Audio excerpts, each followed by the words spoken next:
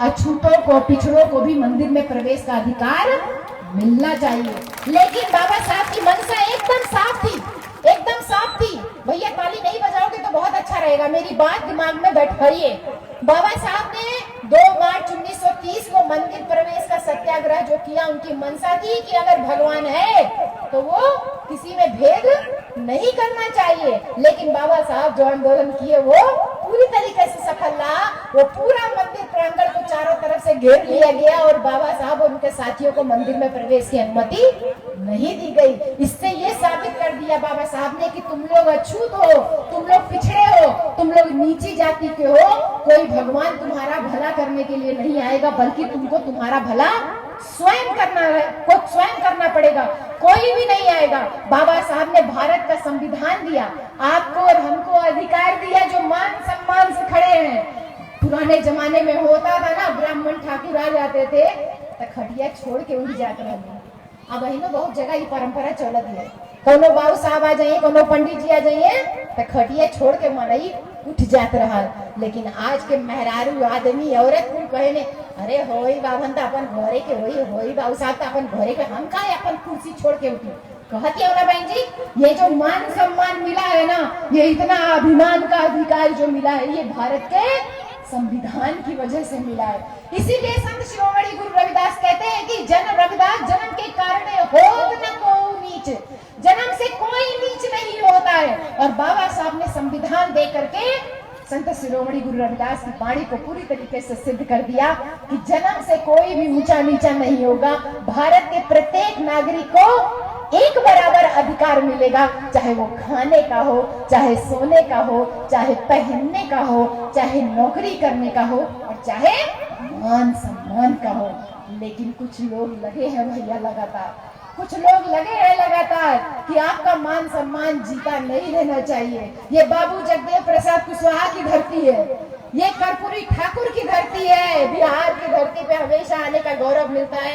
मुझे बहुत अच्छा लगता है जब मैं इन महापुरुषों की बात आप लोगों तक बताती हूँ। बहन जी, बाबू जगदेव प्रसाद कुशवाहा इसी बिहार की धरती पे पैदा हुए। एक बार सोच के देखिए, भारत का संविधान लागू था, सबको मान सम्मान से जीने का अधिकार था, लेकिन वो कौन लोग थे जिन्होंने बाबू जगदेव प्रसाद कुशवाहा को मंच पे खड़े होकर के गोली मार दी और फिर जब मरते और उनकी लाश को, उनकी बॉडी को ऐसे घसीटते हुए लेकर के गए लोगों तक प्रदर्शन करते हुए, और जब उन्होंने पानी मांगा तो उनके मुंह में पानी की जगह पेशाब डाला गया।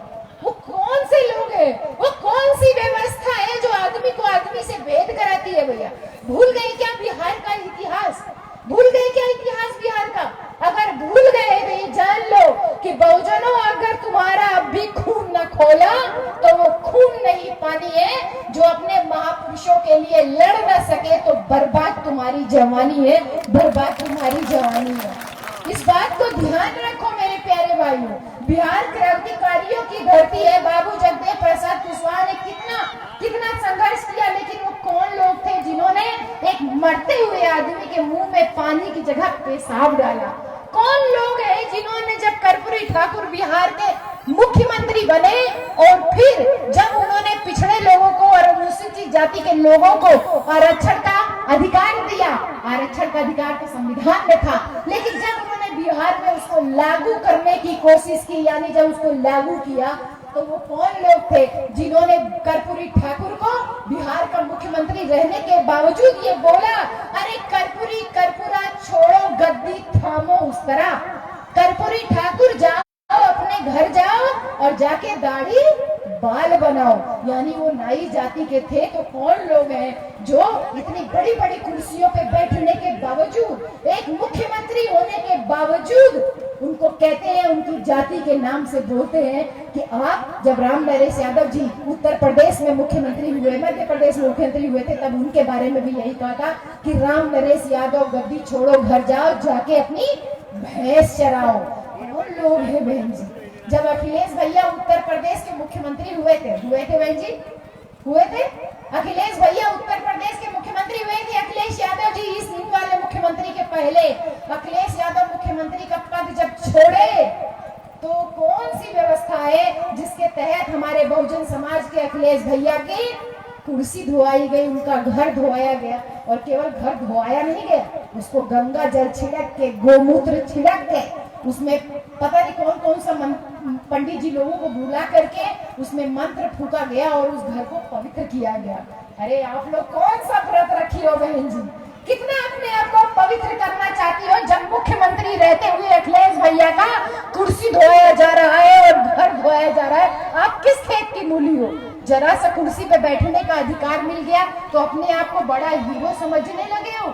सरकार व्यवस्था कर रही है, अगर अब भी नहीं जागे बहनी, अगर अब वो ना जगलू तो कुल खत्म हो जाए।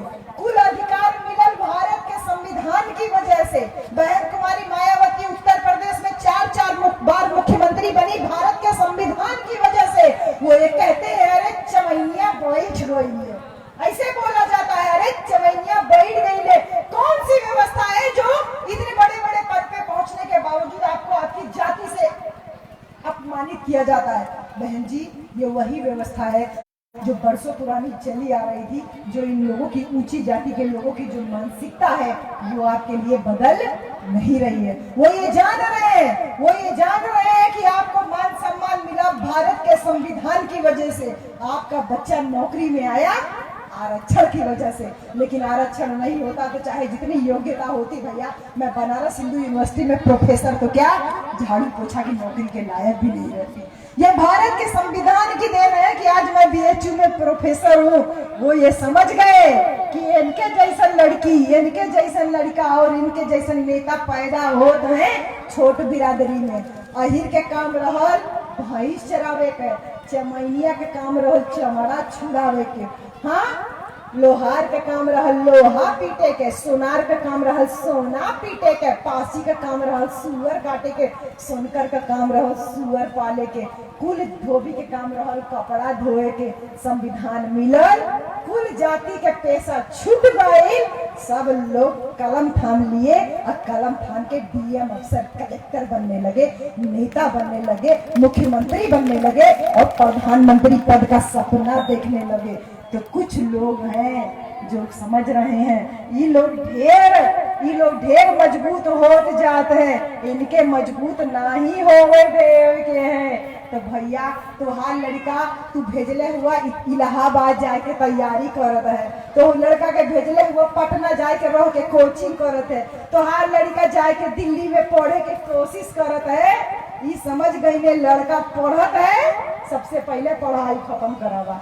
तो छोट लड़का के पढ़ाई कैसे खत्म भइल कि स्कूल में पहले हम लोग प्राइमरी में जब पढ़त रहनी बहनी, स्कूले से घर